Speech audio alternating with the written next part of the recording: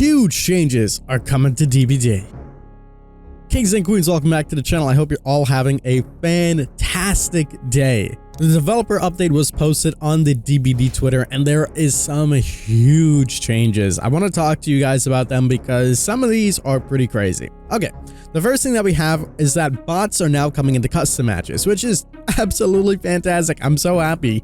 As a content creator, this is amazing for me. It's just kicking things off. We have a bunch of anticipated features that we first announced during our anniversary broadcast earlier this year. Starting when 6.4.0, the host of a custom game can click the plus icon to add a random survivor bot in the lobby. Don't like the way the bot looked? The host can click their name and remove the bot from their discretion.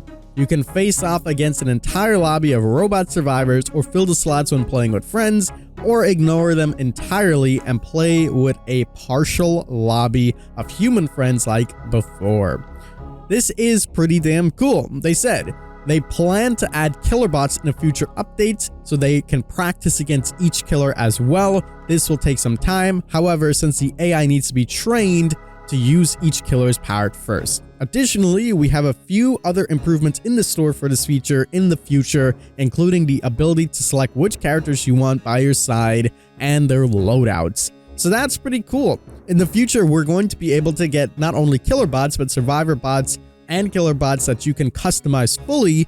So that actually works out quite nice. I'm pretty excited for that, and I can't wait to see what that's going to look like. As of now, we're going to be able to test AI bots that are survivors, run around with them, and be able to, test anything that we need to test or work on anything. This is great if you are trying to learn a new killer and you want to test against bots rather than getting stomped in a public game, or if you just want to, be a content creator, walk around, look at things, you can do that as well. So pretty interesting, and I'm pretty excited for that. Next on the list is some visual improvements. Now, in our interview with Matthew Cote, we kind of talked about this as well, and he subtly hinted that something like this might happen, and here it is. They said that they are going to be updating the visuals for breakable walls and pallets. Rather than making you read all of them, they decided to show us pictures, and we can see what the breakable walls and the new pallets look like. They look pretty good. I'm very happy about it. Initially, Dead by Daylight had some really weird looking pallets.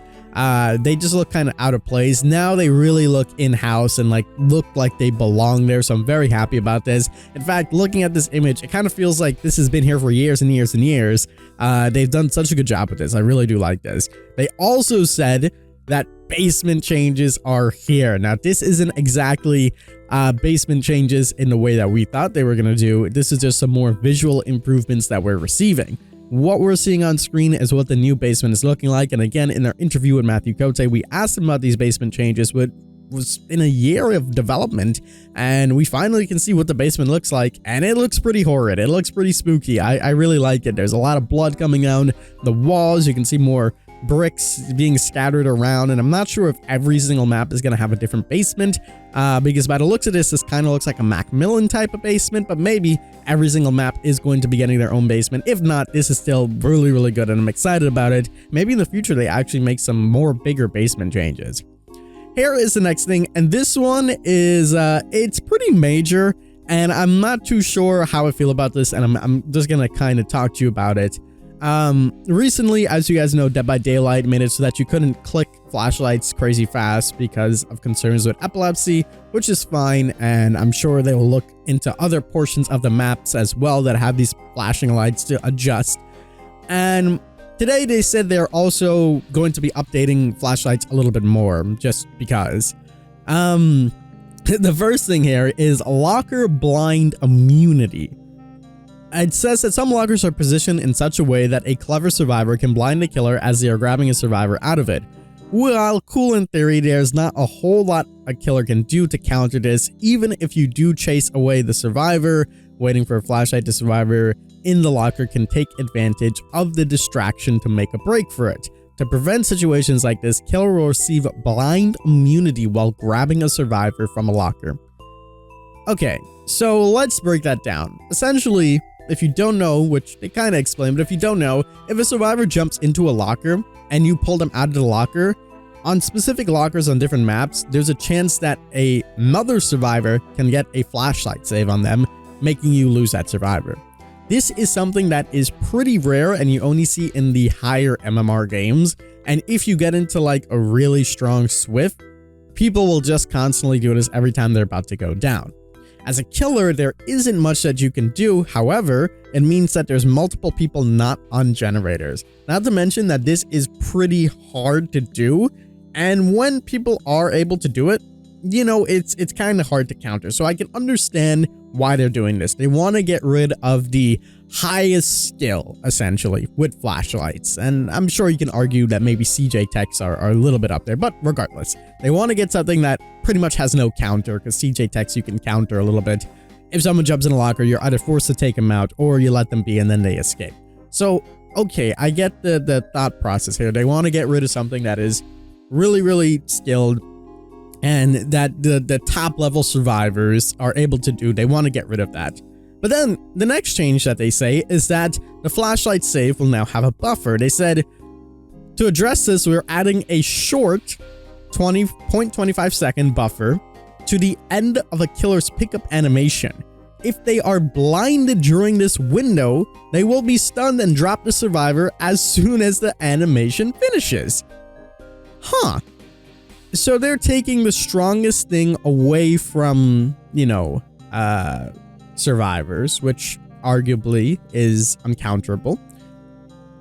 But then they're taking something that's, you know, not as strong as that and buffing it up.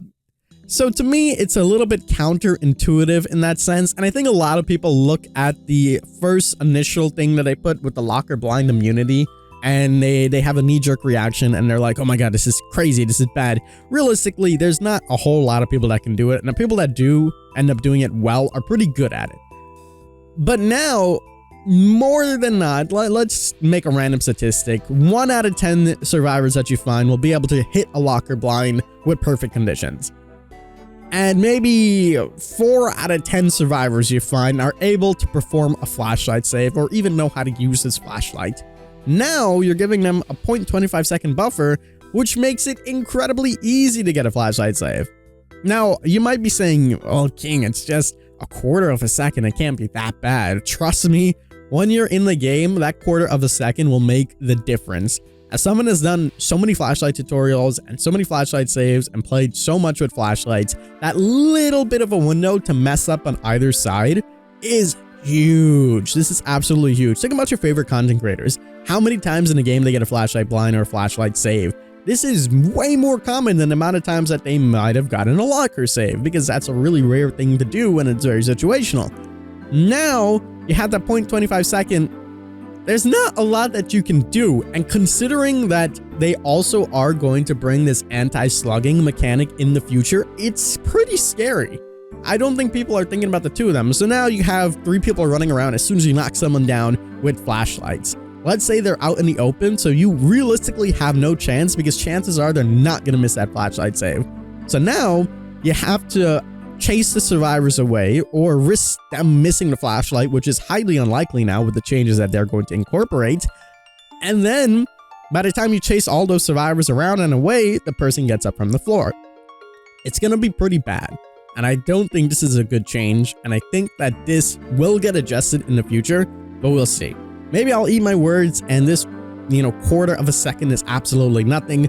But in my personal experience, and someone has done so many flashlight saves and so many tutorials on flashlights, I think this 0.25 second buffer is going to be terrible. They tried something like this in the past where you could stun the killer at any time during their animation and they would drop the killer or survivor. That was way, way, way worse. But I think this one still is up there. And to me, it's a little bit counterintuitive as well. All in all, it seems that they're playing into the more casual player hands, which I can completely get. But it's just odd because the changes that they're making and, their community cups are for competitive. So I really don't even know where they're standing on this. It's such an odd change and I have a lot of questions about it, but we'll see what happens. Anyways, rant over. Let me continue talking. There's some matchmaking improvements. This is broken down into team-based ratings and extended breaks. They said that while escaping, being the win condition for survivors. Dying heroically to save your team can feel a little anticlimactic. We're introducing team-based ratings to remedy this. Your rating adjusts based on not only your own performance, but your team's performance as well. Sacrificing yourself to save the team won't be nearly as punishing. This is good to know because we've said many times how MMR cannot solely be based on if you live or if you die or if you get a 4K or if you don't get a 4K, because it's not a good way of counting it. You could work on 5 gens, loop the killer a bunch of times, get a million saves, but if you don't escape, your MMR goes down. But you did everything except the killer had no ed and it was your first hook and nobody came to save you. So it's a really bad way of determining your MMR and how good you are as a player without taking all things into accord, or at least other specific statistics. So this is a step in the right direction for them, because now it's making it so that even if you do all of that and you die heroically, it will still count towards your MMR, which is a good thing. They then talked about extended breaks.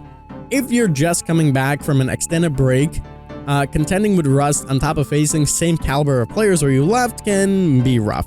To make things easier, your matchmaking rating will adjust quicker after your first few matches back. This will help settle into place. This is fantastic. You know, if you haven't played in 2 weeks, maybe a month, you hop back in DBD, it'll simmer your MMR down. As soon as you play a couple of games, it'll bring it back up. I think that's fine. Then they said there's an update to cheating, which is so good. I'm happy about that. They said that they fixed a number of vulnerabilities. I know this has been affecting regular players, streamers, content creators, everybody alike. And nobody likes cheaters in the game, so I'm happy that they're fixing this. They said they prevented cheaters from hooking themselves, prevented generators from being instantly powered, prevented cheaters from starting a match with 2 killers, prevented cheaters from stacking duplicate perks and add-ons, extended flashlight blind durations. They reduced the maximum length of matches to prevent extraordinary long matches, added countermeasures to force the match to end after the endgame collapse, added countermeasures to prevent players from sniping, fixed an issue that could allow cheaters to crash the game. They said that we are now able to confirm that these fixes were effective and have limited the abilities of cheaters for the time being. We're already identified additional vulnerabilities and will roll out fixes in the coming weeks. So a round of applause for DBD for actually finally, addressing this. It took them a long time and it took a lot of outcry, but I'm happy that we are getting something. It's better than nothing. It's a shame that it took so long and so many content creators had to speak up after so long, but it's a step in the right direction and I'm happy that they're addressing this.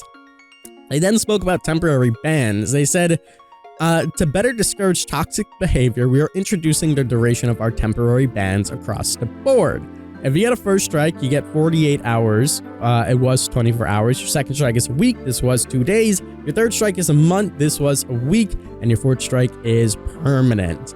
So they said that basically, if you are used for minor infractions such as griefing, harassment, and unsportsmanlike conduct, that's where you're going to be getting these bans. You can also take a look at all of the bannable offenses on their other site.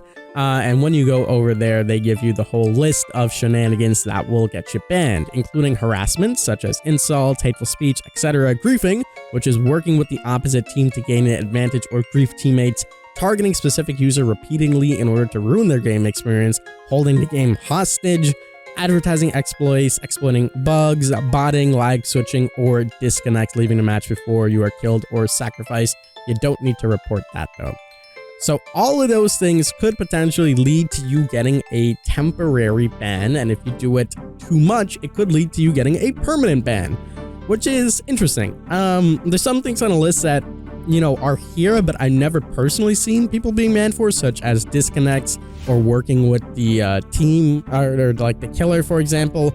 So that's interesting. So, be careful out there, because if they're really cracking down on these things, I don't want anybody getting banned, even if you're just playing with your friends and like you work with a killer as a joke. You never know what could happen, so be careful. Anyways, that is pretty much all of the information in the developer update. Some huge changes, and I kind of gave you my opinions on all of them. Normally, I'm just like, whatever, but I don't know. The flashlight stuff was a little bit interesting to me. Anyways, that is pretty much going to end it for today's video. I hope you guys did enjoy. If you did, make sure you leave a like down below, subscribe for some more Dead by Daylight content, and as always, I'm the King. I do my crown to you guys, and we'll see you in the fog. I'm living life like a king. Gold on my neck, boy, gold on my rings. Crown got the tilt, I ain't worried about a thing here. Flow so new, but I'm acting like I've been here. Yeah, see, this what I've been doing since the drop. Fire on the arrow when I tell them all to knock. Once I get it going,